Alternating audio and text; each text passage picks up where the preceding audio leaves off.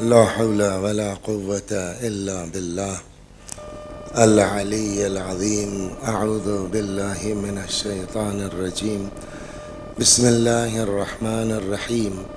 الحمد لله رب العالمين بارئ الخلائق أجمعين باعث الأنبياء والمرسلين، والصلاة والسلام والتحية والإكرام على البشير النذير السراج المنير سيدنا ونبينا وشفيعنا إن شاء الله أبي القاسم محمد.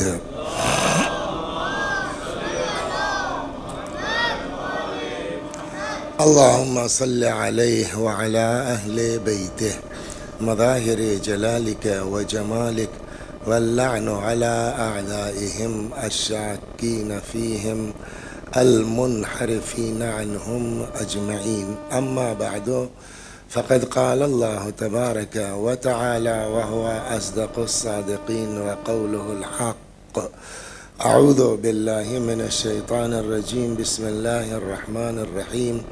فمن كان يرجو لقاء ربه فليعمل عملا صالحا ولا يشرك بعبادة ربه أحدا. صلوات بر محمد و آل محمد.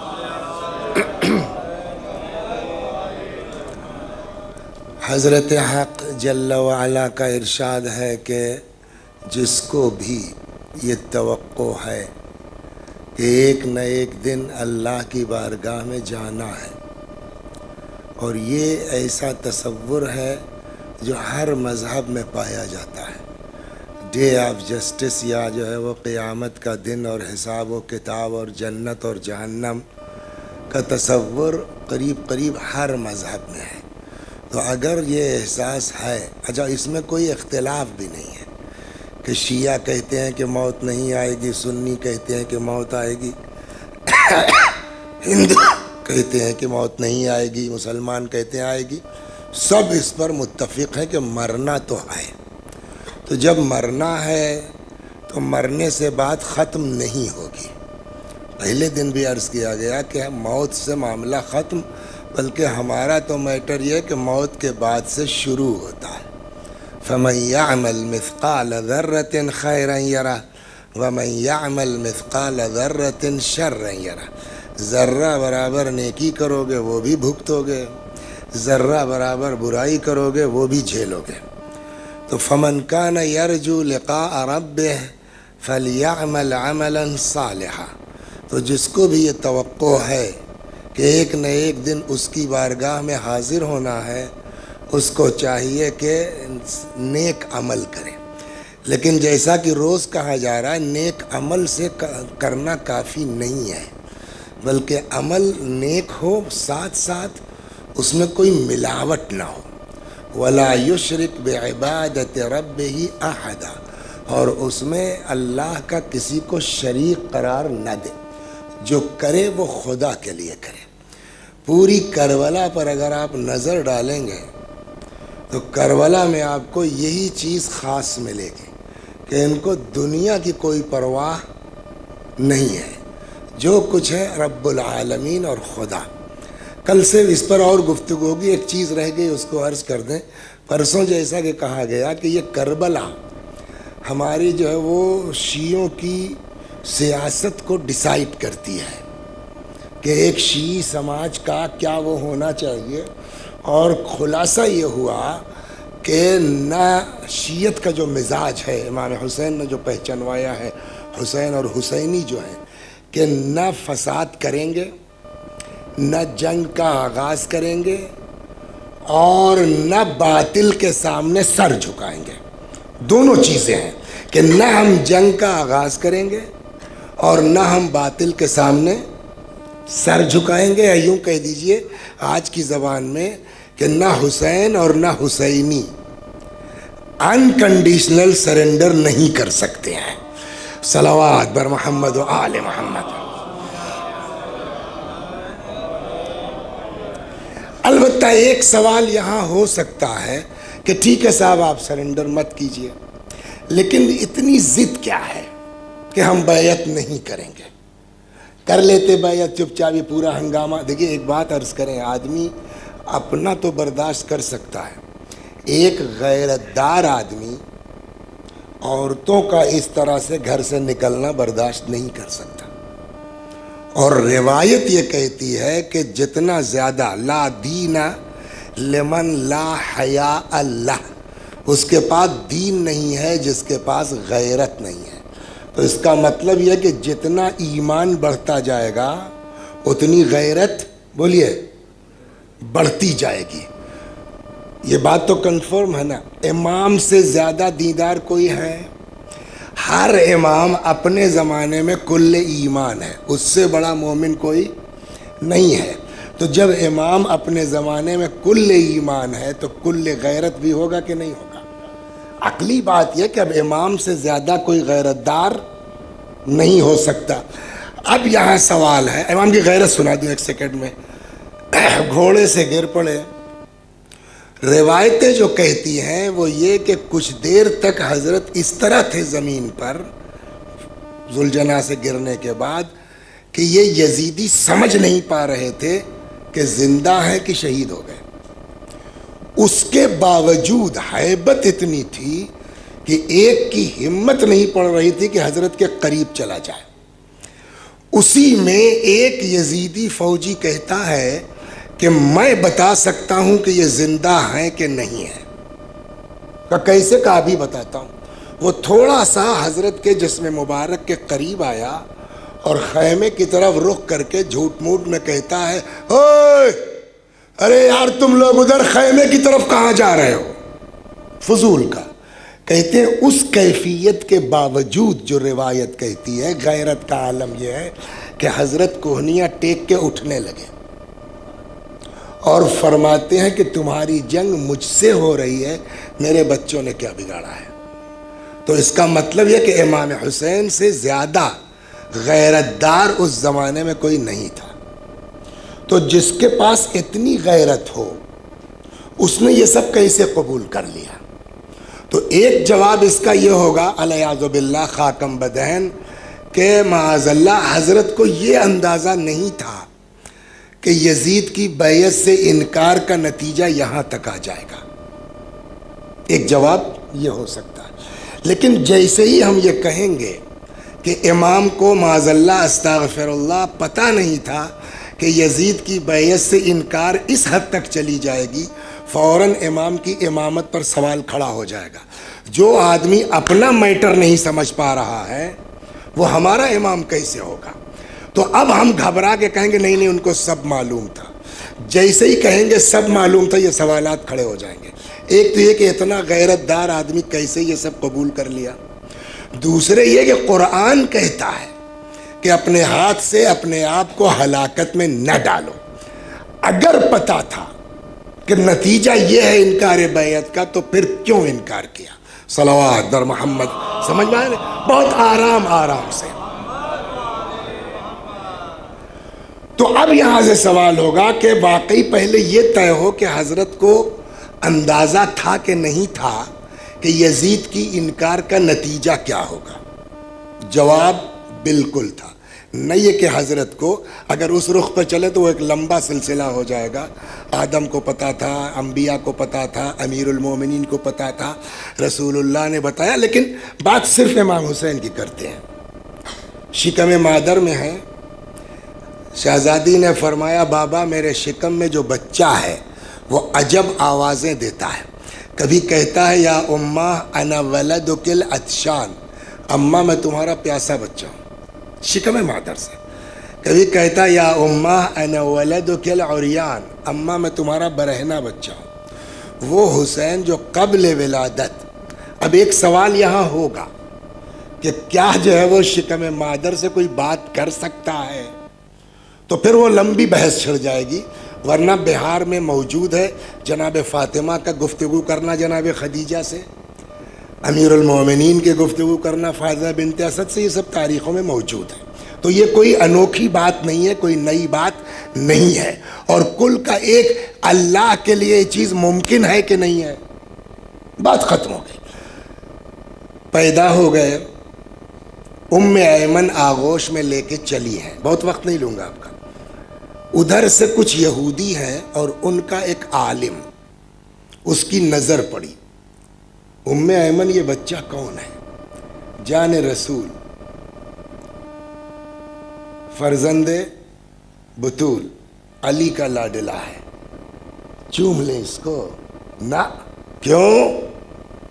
تو یہودی ہے، نجس ہے، حسین طیب و طاہر ہے۔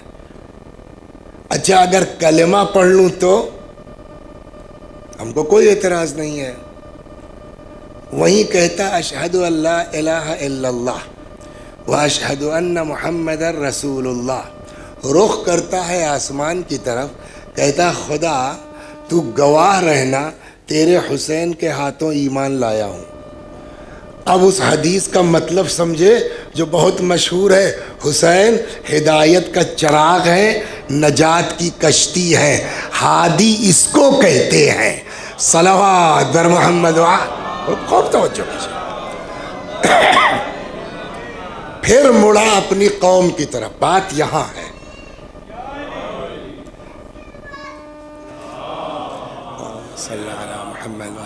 مڑا اپنی قوم کی طرف، کہتا ہے جانتے ہو یہ بچہ کون ہے؟ کل کو میدان کربلا میں یہ بچہ اتنا پیاسا ہوگا، اتنا پیاسا ہوگا کہ زمین و آسمان کے درمیان کی فضا اس بچے کے نگاہ میں دھوئیں کے مانند ہو جائے گی۔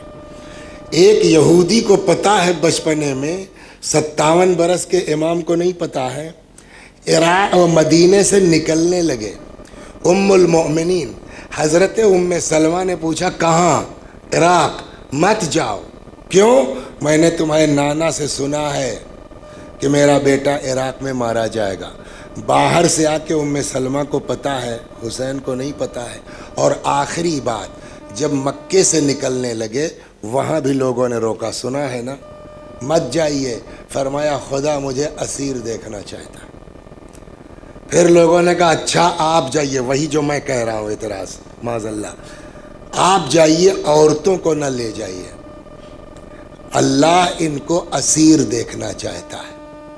تو ایک بات فائنل ہو گئی کہ ایسا نہیں ہے کہ امام کو پتہ نہیں تھا، امام کو سب پتہ تھا کہ میں کیسے مارا جاؤں گا، میرے گھر والے کیسے اسیر کیے جائیں گے، سب حضرت کو پتہ ہے۔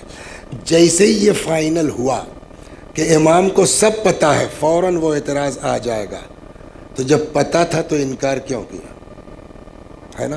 تو ایک جواب تو ہم جیسے جاہلوں کا ہے، پڑھے لکھوں کا جواب ابھی دیتے ہیں، جاہلوں کا جواب سن لیجیے ہمارے جیسے۔ آپ سے مطلب سیدھی بات ہے، آپ کون ہیں بھائی؟ وہ نبی کے نواسے ہیں، انہوں نے پیغمبر کی زبان چوسی ہے، آپ ان سے زیادہ سمجھتے ہیں؟ آپ کون ہیں اعتراض کرنے والے؟ ایک جواب تو یہ ہے۔ تو سامنے والا کہہ سکتا ہے کہ ہم ان کو امام مانتے ہیں اور ہمارا عقیدہ یہ ہے کہ ہمارا امام قرآن کے اگینسٹ نہیں جا سکتا۔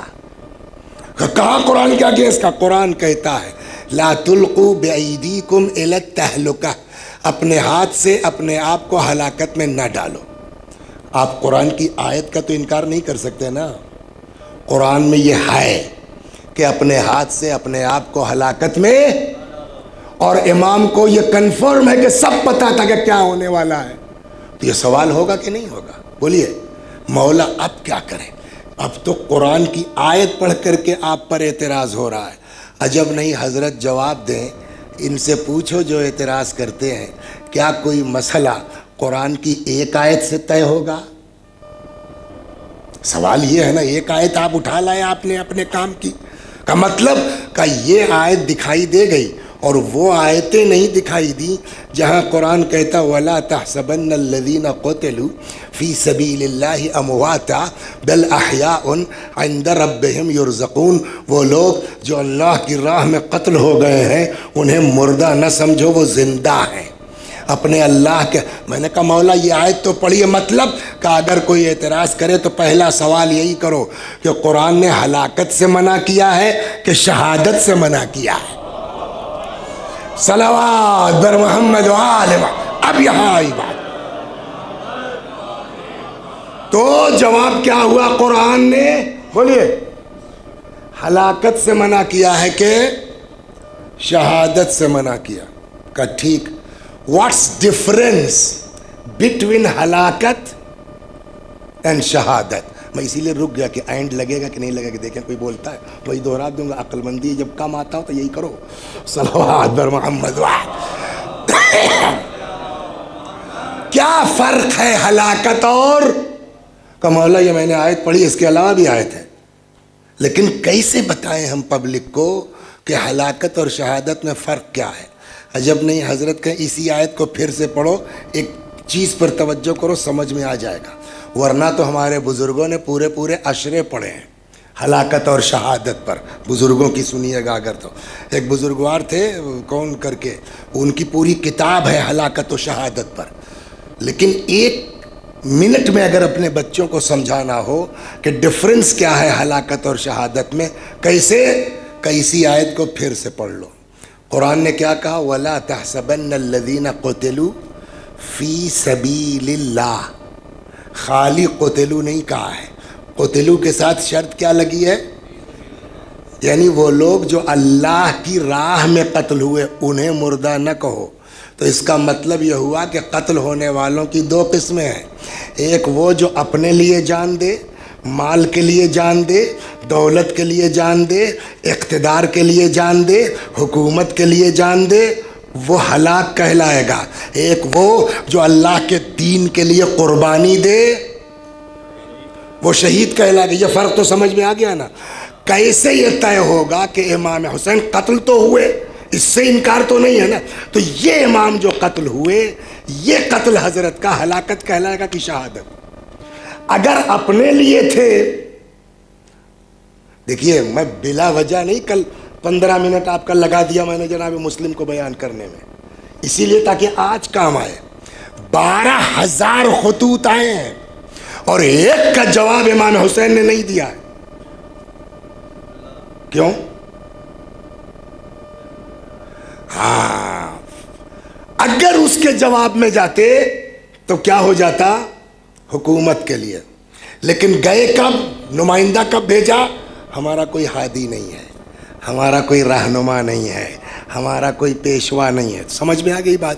تو اگر کوئی اپنے لیے جان دے ہلاک، اگر کوئی اللہ کے دین کے لیے قربانی دے، بولیے شہید۔ اب سوال یہ ہے کہ امام کا قتل تو ہوا، یہ قتل اپنے لیے تھا کہ خدا کے لیے؟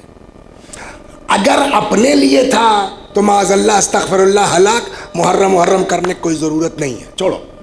لیکن اگر خدا کے لیے تھا تو جو بھی دیندار ہے پھر اس کی ذمہ داری بنتی ہے کہ جس نے دین بچا کے دیا، حل جزاء الاحسان الا الاحسان کے تحت اس کا ذکر ہونا چاہیے۔ سیدھی بات ہے نا؟ تو اب یہ کیسے طے ہو کہ امام کا قتل ہلاکت ہے کہ شہادت؟ کا سبب قتل پر جاؤ، بولیے سر سبب قتل کیا ہے؟ انکار بیعت ہے نا؟ کیوں قتل کیا گیا؟ بیعت کا انکار کیا تھا۔ اب بیعت پہ بحث ہوگی کہ یہ انکار اپنے لیے تھا کہ خدا کے لیے، یہ سوال ہوگا جس کی وجہ سے قتل ہوئے۔ اب آپ یہ بتائیے باس، پہلے بیعت مانگی گئی ہے کہ پہلے امام نے انکار کیا؟ تو ہم کیوں اس پر بحث کریں کہ امام نے انکار کیوں کیا؟ عقل یہ کہتی ہے نا کہ امام کے انکار پر بحث تھوڑی ہوگی، اب پہلے بحث ہوگی یزید کے اصرار پر، اور جو سبب اصرار کا ہوگا اسی کے تناظر میں انکار ہوگا۔ صلوات بر محمد، سمجھ آگے بات؟ اب آئیے دھیرے دھیرے۔ تو اب ہم امام حسین علیہ السلام کے انکار پر بحث نہیں کریں گے، یزید کے اصرار پر بحث کریں گے۔ سمجھا؟ تو الیکشن کی بڑی قسمیں ہوتی ہیں، ایک وہ الیکشن ہوتا ہے ایم این اے کا، اور ہمارے یہاں M P M L A بولتے ہیں، پھر وہ شہر کا ہوتا ہے، آپ کیا ناظم بولتے ہیں نا، ایک ہوتا ہے رورل ایریاز کا، گاؤں میں، تو اس کو جو ہے وہ کسی صوبے میں مکھیا بولتے ہیں، ہم لوگوں کے اس کو پردھان بولتے ہیں۔ میرا گاؤں جو ہے صلوات بر محمد، تو بہت مزیدار ہے، سنیے۔ میرا گاؤں جو ہے وہ چھوٹا سا، اس میں کل 1200-1300 ووٹ تھے اور 11-12 آدمی کھڑے تھے الیکشن میں. اس میں ہمارے خاندان کے بھی ایک صاحب کھڑے تھے، نائب حسن مرحوم بیچارے. تو شوق ہم لوگوں کو بھی تھا بھائی کیا ہوا کیا ہوا، 4 ہی گھر تو ہیں بیچارے شیعہ. تو پتہ یہ چلا کہ وہ 8 ووٹ سے ہار گئے. نائب حسن صاحب 8 ووٹ سے ہار گئے. پھر آدھے گھنٹے کے بعد نہیں وہ فلاں بکسے میں 12 ووٹ نکل آئے اور 12 کے 12 ان کے تھے. تو معلوم ہوا یہ 4 ووٹ سے جیت گئے. کل ووٹنگ کتنی ہوئی تھی؟ 1000 کے آس پاس. ان کو کتنا ملا؟ 112. ان کے بعد والے کو ملا تھا 108. تو کل 1000 کے ووٹنگ میں یہ جو نائب حسن صاحب جیتے کتنا ووٹ ملا ان کو؟ 112. تو 10% ہوا نا، 11%. تو اس کا مطلب کیا ہوا؟ 900 آدمی ان کے مخالف ہیں. یہ جو ہیں ان کے مخالف کتنے ہوئے؟ 5 برس تک ان کو کوئی ہلا نہیں سکتا. نہ ان کے پاس پیسہ ہے، نہ ان کے پاس طاقت ہے، کوئی جو ہے وزیر تھوڑی ہو گئے ہیں. تو اس کے باوجود 900 لوگ مخالف ہیں. 5 سال تک ان کو کوئی ہلا نہیں سکتا. اس لیے یہ منتخب ہو گئے 4 ہی ووٹ سے، صحیح جو ہے وہ. یہی حال وہاں آئی ہے. یزید کی بیعت قریب قریب سب نے کر لی تھی. قریب قریب اس لیے کہہ رہا ہوں بس گنتی کے کچھ لوگ بچے تھے بنی ہاشم کے. ایک وہ عبداللہ ابن عمر، عبداللہ ابن زبیر، اور وہ بھی ان کا اندر معاملہ دوسرا تھا، ظاہر یہ تھا کہ نہیں کیا. ایک امام حسین اور چند بنی ہاشم اگر یہ بیعت نہیں کریں گے کیا یزید کی حکومت گر جائے گی؟ سوال یہاں ہے. خوب توجہ سے بتائیے آپ. حالت تو یہ ہے کہ وہ کیا کہتے ہیں، فارم ہمارے یہاں 17 بولا جاتا ہے، آپ کیا ہوتا ہے 45، اور اس کے بعد والا کیا ہوتا ہے 45 میں جیتنے کے باوجود 47 میں ہار جاتا ہے آدمی جا کر کے. صلوات پر محمد وآل. یہاں بھی ہو رہا ہے، ہمارے یہاں بھی ہوتا ہے. تو اب سب نے مان لیا. کچھ لوگ ذرا سا ایٹھے، ان کا کام ہو گیا. ایک شاعر تھے، انہوں نے یزید کے خلاف کچھ شعر کہہ دیا. 40,000 شام کو پہنچ گیا. صبح یزید کی مدح میں شعر ہے. تو جہاں کی پبلک کا یہ حال ہو اس کی سرکار کو کون گرا سکتا ہے؟ تو ایک بات فائنل ہو گئی کہ یزید کی حکومت کو امام حسین علیہ السلام بیعت کریں یا نہ کریں، یزید کی حکومت کو کوئی خطرہ نہیں تھا. ایک چیز. دوسری چیز یہ بتائیے، امام حسن علیہ السلام کی شہادت کب ہوئی؟ آج سے 10 سال پہلے، سن 50 ہجری میں امام حسن علیہ السلام شہادت. تو سلو کس سے ہوئی تھی؟ امام حسن سے نا. تو امام حسین مجبور تو نہیں تھے، کر سکتے تھے نا ہنگامہ. مگر 10 سال سے امام حسین علیہ السلام خاموش ہیں کہ نہیں ہیں؟ اور اب جب بنا لیا تب بھی امام حسین خاموش تھے، کوئی آواز اٹھائی امام نے. سوال یہ ہے کہ جب حکومت کو کوئی خطرہ نہیں تھا تب یزید کو امام حسین سے بیعت لینے پر اتنا اصرار کیوں تھا؟ اور یہ بات جب اصرار سمجھ میں آ جائے گا تب امام کی عظمت سمجھ میں آئے گی کہ کتنا بڑا کام کر کے میرا مولا گیا. صلوات بر محمد.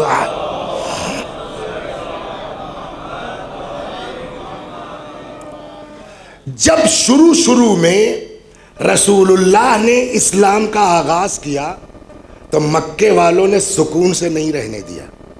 یہ صحابہ کرام بیچارے جو مسلمان ہوتے تھے نا، اتنی اذیت کہ الامان والحفیظ، اتنا ستایا کہ آخرکار اللہ کو کہنا پڑا آپ مکہ چھوڑ دیجئے، ہے نا، مدینے چلے گئے. اب تو یہاں سے نکل گئے، اب ستا تو سکتے نہیں. تو اب جنگیں شروع ہوئیں. سب سے پہلی جنگ، بیٹا اوے میرے لال پین ماسٹر، صلوات پر محمد وآلہ. ٹھیک ہے. تو سب سے پہلی جنگ، اصل میں مسئلہ یہ ہے نا، ابھی آج کا 29 تاریخ ہے نا، کل 1 سال ہوگا میرے ریٹائرمنٹ کو. تو وہ عادت کمبخت اسکول والی بنی ہوئی ہے. کہ کوئی بھی لڑکا ادھر ادھر کرتا ہے دماغ آنکھ وہیں جاتی ہے، سامنے بیٹھی ہے تو بالکل اٹینشن پلیز، ہاں صلوات بر محمد وآل۔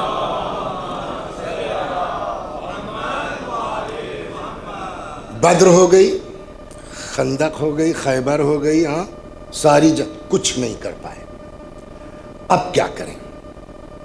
تو ان لوگوں کے دماغ میں ایک بات آئی کہ اب اسلام کو روک پانا ممکن نہیں ہے، امپاسبل، کیا کیا جائے؟ پیچھے 2 نبیوں کی داستان موجود ہے، جناب موسیٰ کا جو دین تھا وہ ہے، بولیے نام ہے دین حضرت، اور اگر ہوتا تو عیسیٰ کی ضرورت نہیں تھی، حضرت عیسیٰ جو دین لائے وہ ہے نہیں، کیسے مٹا؟ کوئی جنگ ہوئی؟ پھر کیسے مٹا؟ جواب کہ موسیٰ علیہ السلام کے بعد موسیٰ ہی کے ماننے والے اپنی مرضی کے مطابق اتنا زیادہ مذہب میں تبدیلیاں کر دی کہ دین موسوی اصلی شیپ میں رہ ہی نہیں گیا۔ یہی کام عیسیٰ کے بعد ان لوگوں نے کیا، اتنی چینجنگ لے آئے کہ اب حضرت عیسیٰ کا دین اپنے اصلی شیپ میں رہ نہیں گیا۔ یہ 2 چیزیں ان کے سامنے تھیں، اور اب ان کو یہ سمجھ میں آیا کہ یار لڑ کے کچھ نہیں ہو سکتا، تو اب وہی کرو جو موسیٰ کے ساتھ ہوا۔ پتہ نہیں میں بات پہنچا پایا نہیں پہنچا پایا؟ اب وہی کرو جو عیسیٰ کے ساتھ ہوا۔ کہ کیا؟ کہ اب لڑائی مت کرو، مسلمان ہو جاؤ۔ دعائے ندبہ میں یہ جملہ ہے، اب مسلمان ہو جاؤ۔ دعائے ندبہ میں کچھ لوگ مسلمان ہوئے لیحقنوا دماءہم، تاکہ بچ جائیں، زندہ رہ جائیں، بس۔ تو یہ لوگ کیا ہو گئے؟ دھیرے سے مسلمان۔ کیوں؟ کہ اندر گھس کے جو اسلام کے بنیادی اصول ہیں، بیسک پرنسپلز ہیں، اس میں اتنی بھیانک تبدیلی کر دو کہ اسلام اصلی شکل میں رہ ہی نہ جائے، تو پھر نام سے کیا ہوتا ہے؟ اب دھیرے دھیرے انہوں نے یہ کام شروع کیا۔ اب وہ اس میں تفصیل میں نہیں جاؤں گا، سب جانتے ہیں ماشاءاللہ مجلسوں کے طفیل میں کہ ایک صاحب آتے ہیں کہتے ہیں کل تک یہ 2 چیزیں حلال تھی، میں حرام کر رہا ہوں۔ ایک آدمی پوچھنے والا نہیں ہے کہ آپ کون ہیں حلال کو حرام کرنے والے۔ دھیرے دھیرے چلتا رہا، مگر ہلکا پھلکا۔ آتے آتے نوبت آ گئی یزید کی۔ یزید نے سوچا کہ جو کام ہمارے بڑے نہیں کر سکے، اگر میں وہ کر لے جاؤں تو رہتی دنیا تک میرا نام ہو جائے گا۔ تو اب کرنا کیا ہے؟ کہ جو بنیاد ہے اسی پہ حملہ کر دو۔ صلوات بر محمد وآل۔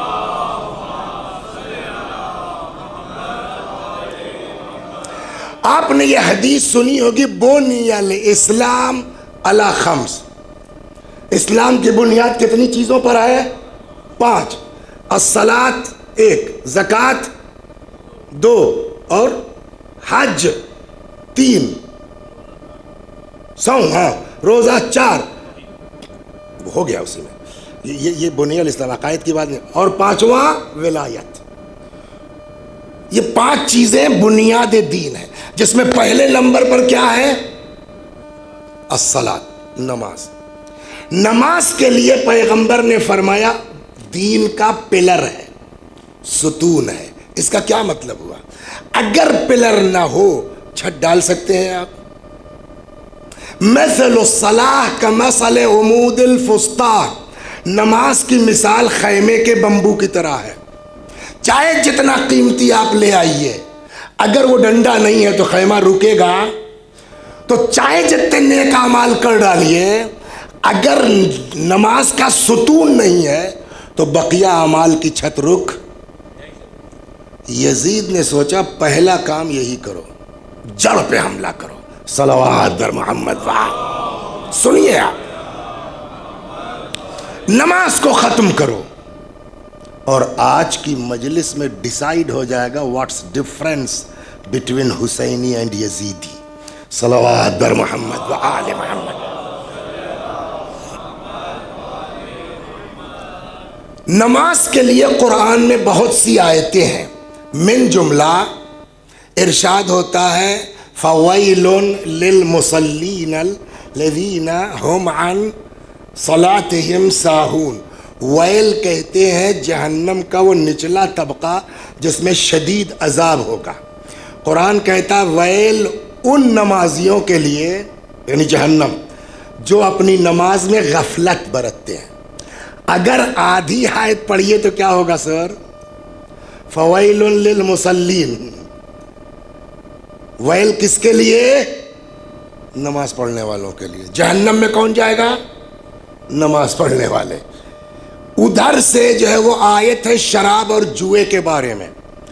قرآن کہتا ہے یسألونک عن الخمر والمیسر قل فیہما اثم کبیر۔ آپ سے پوچھتے ہیں یہ لوگ شراب اور جوئے کے بارے میں، کہہ دیجئے بہت بڑا گناہ ہے۔ تو قرآن نے شراب کے بارے میں اس میں کبیر بہت بڑا گناہ کہا ہے، لیکن خاص کر کے لفظ ویل یوز نہیں کیا کہ شرابی ویل میں جائے گا۔ یزید نے بدماشی کیا کی کہ ادھر سے آدھی آیت لی شراب والی اور ادھر سے آدھی آیت لی نماز والی، اور دونوں آیتوں کو ملا کے اب شعر کہہ رہا ہے۔ یہ کون صاحب ہیں؟ جو خلیفہ بن کے بیٹھے ہیں، ان کی بات پبلک مان رہی ہے۔ ابھی تک یہی ہوتا آیا ہے نا اس 50 سالوں میں۔ ادھر سے شراب والی آیت لی، ادھر سے نماز والی۔ اب یزید کا شعر سناتا ہوں میں۔ کہتا ہے ما قال ربک ویل للذی شرب، نہیں کہا ہے تمہارے رب نے۔ پہلے تو یہیں پکڑا گیا نا، یہ تمہارے رب کا کیا مطلب ہوا؟ یعنی بات فائنل ہے کہ یزید اللہ کو اللہ نہیں مانتا تھا۔ ما قال ربک ویل للذی شرب، نہیں کہا ہے لفظ ویل تمہارے اللہ نے ان لوگوں کے لیے جو شراب پیتے ہیں، بل قال ویل للمصلین، ہاں قرآن نے ان کے لیے ضرور لفظ ویل کہا ہے جو نماز پڑھتے ہیں۔ تو یزید کا فتویٰ کیا ہوا؟ بولیے بیٹا میرے لال بولو، یزید کا نظریہ کیا ہوا؟ شراب پیو نو پرابلم، نماز خبردار نماز مت پڑھنا ورنہ جہنم میں چلے جائے گا۔ اس کو اپنے اوپر نہ لیجئے گا۔ ہم لوگ فلائٹ سے چلتے ہیں جب تو پوچھتی ہے نا ایئر ہوسٹس آپ کو کیا چاہیے، تو ہم لوگ تو ڈرتے ڈرتے جوس یاد کر رکھا ہے، سمجھے آپ۔ لیکن جو جوس دیتے ہیں یہ لوگ وہ آدھا گلاس وہ بھی تھوڑا رہ جاتا ہے، لیکن بقیہ جو مانتے ہیں وہ اس کے ساتھ الگ سے کین بھی ہوگا، گلاس بھی ہوگا، برف بھی ہوگی، سب کچھ ہوگا۔ گھر والے بیچارے ہندوستان پاکستان میں سمجھ رہے ہیں کہ لڑکا میرا پڑھنے کے لیے گیا ہے، معلوم ہوا یہاں فلائٹ سے ہی سلسلہ شروع ہو جاتا ہے۔ لہٰذا ہمارے بچے نوٹ کر لیں، what's difference between Husaini and Yazidi? بولیے حسین کا علیہ السلام کا سر کہاں کٹا؟ سجدے میں۔ یزید کا فتویٰ کیا ہے؟ شراب پینے میں کوئی حرج نہیں ہے، پر جو لوگ مسجد میں دکھائی دیں وہ حسینی ہے۔ جہاں شراب نظر آ جائے چاہے جتنے بڑے باپ کا بیٹا ہے وہ حسینی نہیں ہو سکتا ہے۔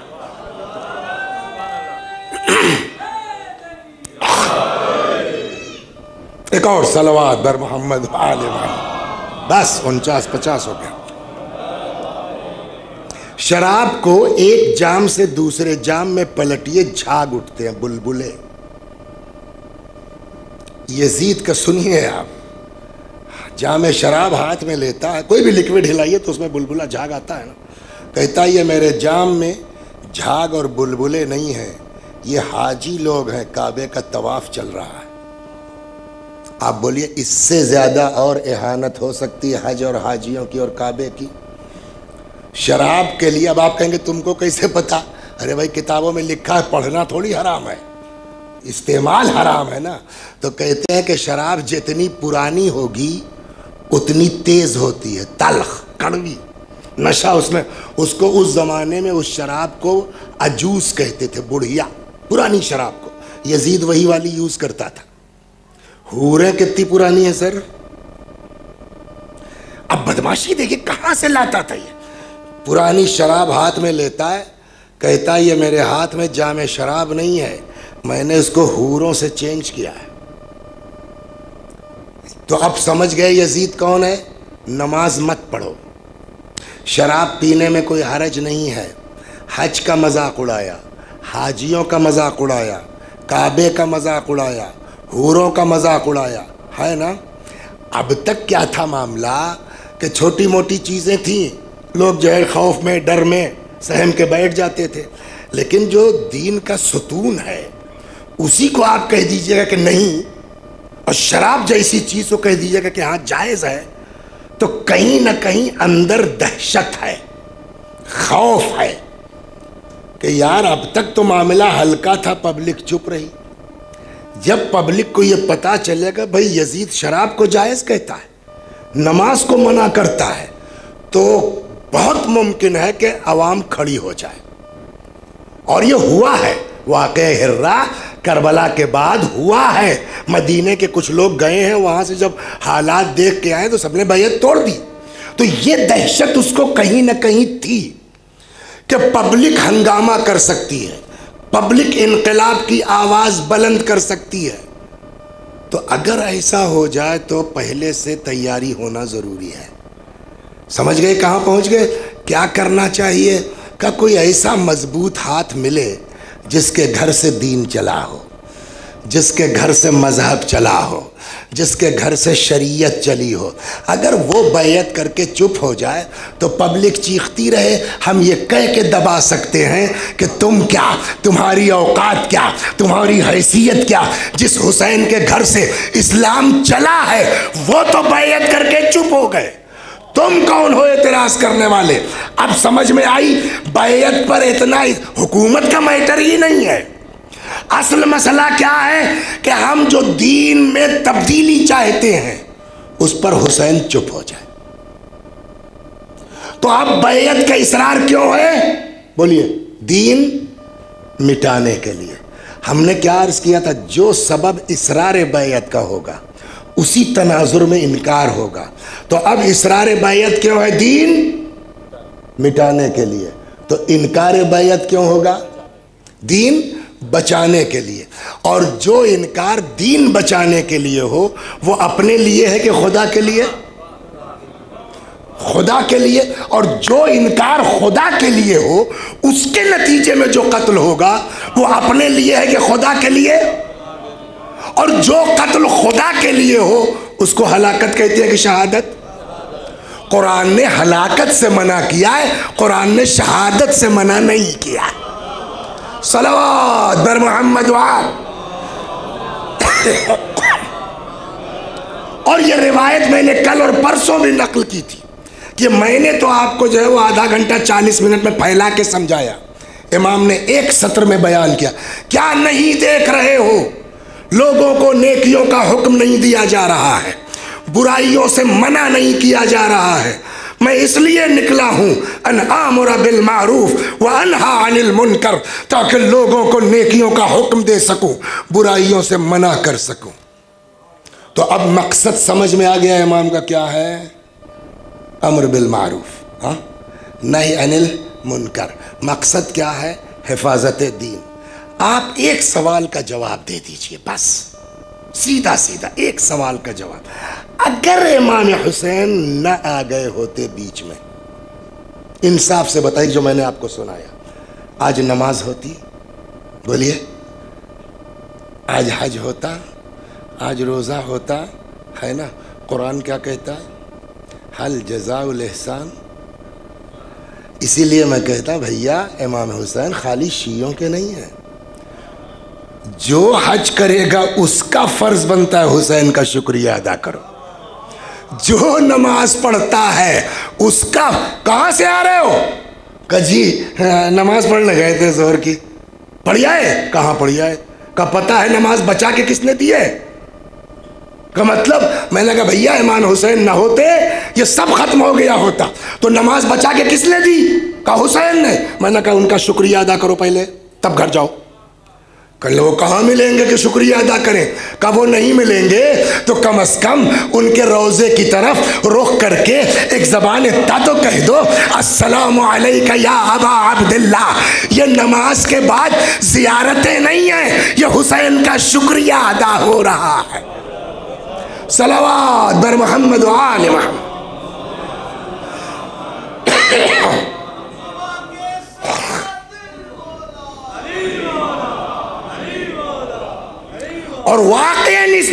کے لیے میرے مولا نے کیا کیا نہیں کیا ہے، کل انشاءاللہ اس پر بات ہوگی۔ مسلم ابن عقیل جب گئے تھے تو بعض روایتوں میں یہ ہے کہ 2 بچے ساتھ گئے تھے، اسیر ہو گئے، بہت وقت نہیں لوں گا آپ کا ورنہ اس میں تفصیل ہے، اسیر ہو گئے۔ 12 محرم کو جب یہ قافلہ کوفے پہنچا کربلا سے، تو بچے تو پہلے سے تھے، تو بعض کہتے ہیں کہ ان کی ملاقات ہوئی۔ جناب زینب کون ہے؟ ان بچوں کی بتا سکتے ہیں آپ؟ خالہ ہے نا؟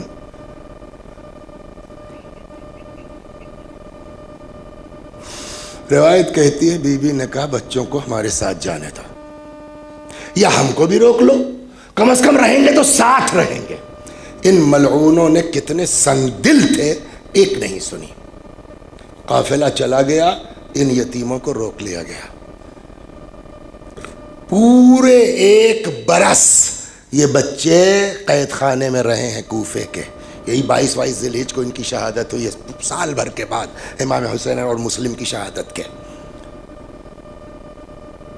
یا اللہ، پردیس میں کوئی بچہ ایسا نہ گرفتار، سنا ہوں آپ کو، 24 گھنٹے میں 2 روٹی اور 2 پیالوں میں وہ بھی گرم پانی، بچے ہیں۔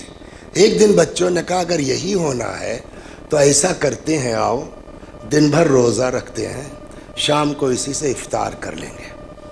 بچے دن بھر روزہ رہتے تھے، شام کو وہی 1 روٹی اور 1 پیالہ پانی سے افطار ہو جاتی تھی۔ کتنے دن چلے گا؟ آخر کار عاجز آ کے ایک دن بچوں نے فیصلہ کیا کہ آج بتا دیتے ہیں، اب اس سے زیادہ کیا مصیبت آئے گی۔ تو وہ مشکور نام تھا اس کا، دربان کا، جب وہ کھانا پانی رکھ کے جانے لگا تو کہا ذرا سن لو، ہم تم سے کچھ بات کرنا چاہتے ہیں۔ بولو، کہ یہ بتاؤ رسول اللہ کو جانتے ہو؟ کہ یار وہ ہمارے رسول ہیں۔ تھوڑا بچوں کو اطمینان ہوا کہ یہ آدمی نوکری کی مجبوری ہے، ٹھیک لگتا ہے۔ یہ بتاؤ فاطمہ زہرا کو جانتے ہو؟ کہ ہمارے نبی کی بیٹی ہے بھیا۔ علی کو جانتے ہو؟ میرے امام ہیں۔ بچوں کو اور اطمینان ہو گیا ہوگا۔ کہ یہ بتاؤ حسین کو جانتے ہو؟ کہ 5 سال ظالموں نے کربلا میں شہید کر دیا، کیسے نہیں جانتے؟ یہ کیوں پوچھ رہے ہو آج اچانک یہ سب؟ کہ آخری سوال کا جواب دو پھر بتاتا ہوں کیوں پوچھ رہے۔ بولو، مسلم ابن عقیل کو جانتے ہو؟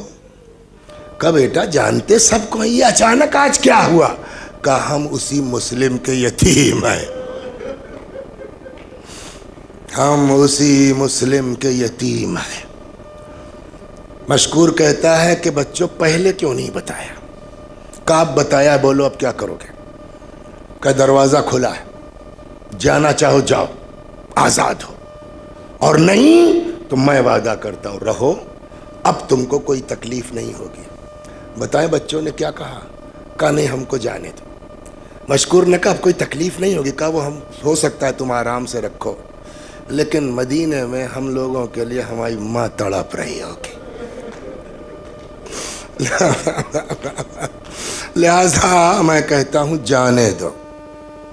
کہ ٹھیک ہے مگر ابھی نہیں، تھوڑا رات کا حصہ گزر جائے، آدھی رات کے قریب آتا ہے، کہتا ہے بچوں دروازہ کھلا ہے، جانا چاہو جاؤ، مگر بچوں اس کے بدلے میں مار دیا جاؤں گا، اس لیے کہ سارا شک میرے ہی اوپر ہوگا، چابی میرے پاس ہے اور میں کوئی صفائی نہیں دے سکتا، لیکن مجھ کو اس کی پرواہ نہیں ہے کہ میں مار دیا جاؤں گا۔ بس تم سے ایک درخواست ہے، کیا؟ کل کو میدان محشر میں رسول اللہ کے سامنے بھولنا مت۔ خوش قسمت ہیں وہ لوگ جن کو عاقبت یاد ہے، خوش قسمت ہیں وہ لوگ جن کو آخرت یاد ہے، خوش قسمت ہیں وہ لوگ جن کو یہ احساس ہے کہ ایک دن مرنا بھی ہے۔ دروازہ کھلا ہے، چلے جاؤ۔ لڑکے ٹہلتے رہے، اس گلی سے اس کوچے میں، اس کوچے سے اس گلی میں۔ ہم ہی کو ابھی چھوڑ دیجئے لندن میں، ہم کہاں جا پائیں گے؟ وہ لڑکے پردیسی پوری رات ٹہلتے رہے۔ سحر کے قریب کوفہ سے پیچھے سے اس زمانے میں فرات گزرتی تھی، فرات کے کنارے نکل آئے، ایک درخت سے ٹیک لگا کے کچھ دیر تک آرام کیا، یہاں تک کہ اذان صبح کا وقت ہو گیا۔ بچوں نے وہیں فرات میں وضو کیا، نماز پڑھی۔ اب اجالا ہو رہا ہے، اب کیا کریں؟ پکڑے جائیں گے۔ پڑھنا بہت آسان ہے، بہت آسان ہے، سوچئے اپنے دل پہ رکھ۔ بچوں نے کہا چلو اسی درخت پہ بیٹھ جاتے ہیں، دن بھر بیٹھے رہیں گے چھپے، رات ہوگی پھر نکلیں گے، شاید آج راستہ مل جائے۔ اتفاق یہ ہے کہ ایسی ڈال پہ بیٹھ گئے، اس کا عکس پانی میں آ رہا تھا۔ یہیں قریب میں حارث ملعون کا گھر ہے، اس کی کنیز کوئی برتن لے کے آئی پانی بھرنے کے لیے، جیسے ہی سر جھکایا، بچوں تصویر پانی میں، سر اٹھایا دیکھا 2 بچے ہیں، من انتما، کون ہو تم لوگ؟ بہلا پھسلا کے اتارا۔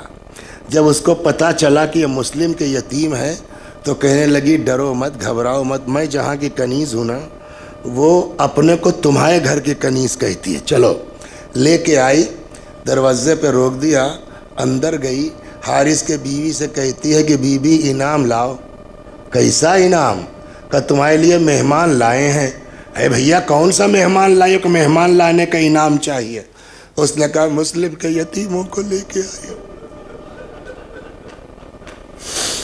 ایک جملہ رک کے کہہ دوں، مجھے نہیں پتا اس مجمع میں کس کو کیا پریشانی ہے، کوئی روزی کے لیے پریشان ہے، کوئی اولاد کے لیے پریشان ہے، کوئی شادی کے لیے پریشان ہے۔ ایک بات کہوں دل ہی دل میں، اللہ کو وسیلہ قرار دیجئے ان دونوں یتیموں کو، انشاءاللہ آج آپ کی دعا رد نہیں ہوگی۔ یا اللہ جتنے مرد و عورت اس مجلس میں آئے ہیں، خدا ان یتیموں کے طفیل سب کی دلی آرزویں بھر لا۔ کہتے ہیں جیسے کوئی ماں تڑپ کے اپنے بچے کے لیے بھاگے نا، وہ عورت باہر نکلی، بچوں کو لے گئی، نہلایا دھلایا کھلایا پلایا، دن بھر خدمت کی، شام ہوئی پھر کچھ کھلا پلا کے بچوں کو سلا دیا کمرے میں۔ آدھی رات کے قریب اس کا شوہر آیا، ملعون خدا لعنت کرے، 2-4 لقمے زہر مار کرنے کے بعد، حارث نام تھا۔ بیوی نے پوچھا آج کہاں رہ گئے اتنی دیر تک؟ کہا وہ دربان نے مسلم کے بچوں کو آزاد کر دیا، وہی ڈھونڈ رہے تھے، 500 درہم اور گھوڑا انعام میں ہے۔ تڑپ گئی مومنہ۔ کہا اچھا یہ بتاؤ اگر بچے مل گئے، پیسہ مل گیا، کن پر خرچ؟ ہمارے اوپر نا، ہم کو ایسی روزی نہیں چاہیے۔ چند لقمے زہر مار کرنے کے بعد ملعون لیٹا، اتنے میں اس کے کانوں میں بچوں کے رونے کی آواز آئی۔ یہ مشکوک تھا اپنی بیوی کے اوپر کہ یہ شیعہ ہے، کہیں سے آواز آ رہی رونے کی، ہو سکتا کسی پر نہ، میرے اپنے گھر سے۔ ایک ایک دروازے کو کمرے کو کھولنا شروع کیا۔ اچھا بچوں کے صبح سے اس گھر میں آرام ملا ہے نا؟ دروازہ کھولا، کون ہو تم لوگ؟ کہا امان میں ہے۔ کہا ہاں۔ کہا ہم مسلم کے یتیم ہیں۔ آج تک سنا آپ نے کہ کہیں مہمانوں کی مہمان نوازی تماچوں کے ذریعے ہوتی ہو؟ خدا ان آوازوں پر رحمت نازل، تماچے مارے۔ زلفیں تھیں دونوں بچوں کے، زلفوں کو آپس میں گرہ لگا کے باندھ دیا، باہر سے تالا لگایا، جا کے سو گیا۔ کیوں روئے تھے بچے؟ کہ اس میں سے ایک نے ایک بھائی کو جگایا، بھیا اٹھو میں نے خواب دیکھا۔ دوسرے نے کہا میں نے بھی خواب دیکھا، پتہ چلا دونوں کا خواب ایک ہے۔ کیا؟ کہ رسول اللہ ہے اور بابا مسلم۔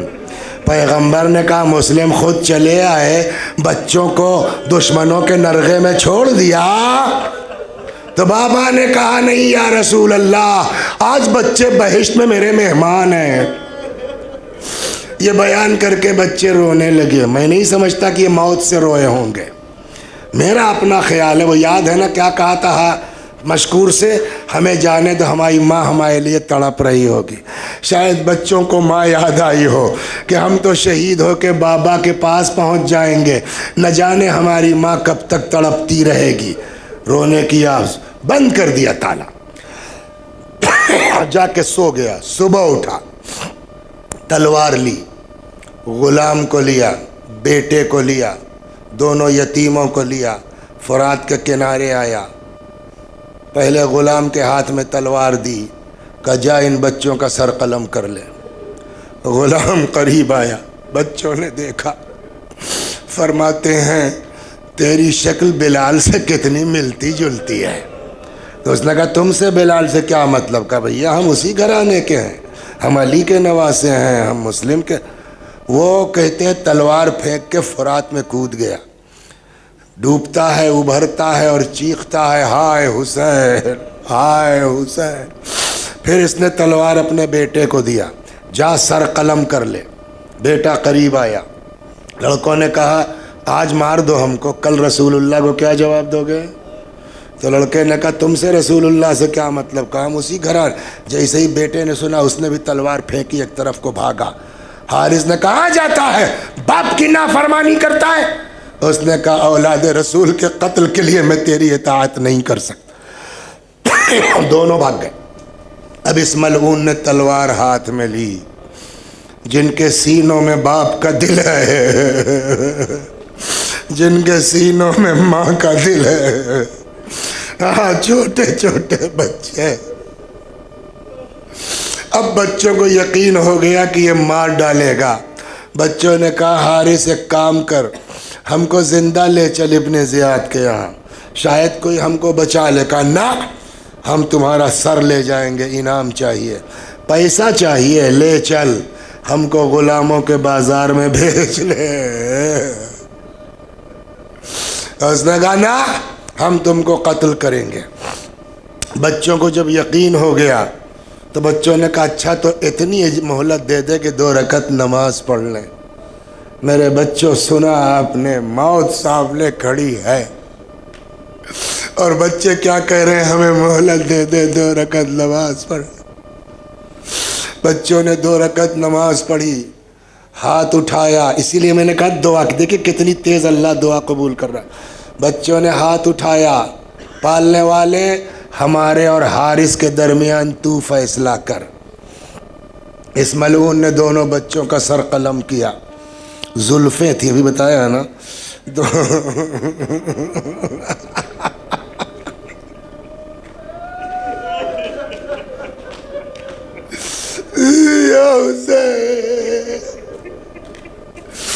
دونوں سروں کو زلفوں سے پکڑ کے لے کے آیا ابن زیاد کے دربار میں۔ صبح صبح کا وقت ہے۔ ابن زیاد اس قساوت قلبی اور سنگ دلی کے باوجود ایسے خوبصورت بچے تھے نا، ابن زیاد نے کہہ دیا لعنت اللہ علیہ، حارث اتنے حسین بچوں کو ذبح کرتے ہوئے تجھے رحم نہیں آیا؟ اب دیکھیے خدا نے کتنی تیز بچوں کی دعا قبول کی۔ کیا کہا تھا بچوں نے؟ خدا ہمارے اور حارث کے درمیان تو فیصلہ کر۔ ابن زیاد نے کہا ہے کوئی اس مجمع میں جو جا کے ان بچوں کو وہیں ذبح کرے جہاں اس حارث کو وہیں ذبح کرے جہاں اس نے بچوں کو قتل کیا ہے؟ ایک بندہ خدا اٹھتا ہے، حارث کا ہاتھ پکڑا، پہلے کوفے کی گلیوں میں پھرایا، یتیم بچوں کا قاتل دیکھنا ہو تو آ جاؤ۔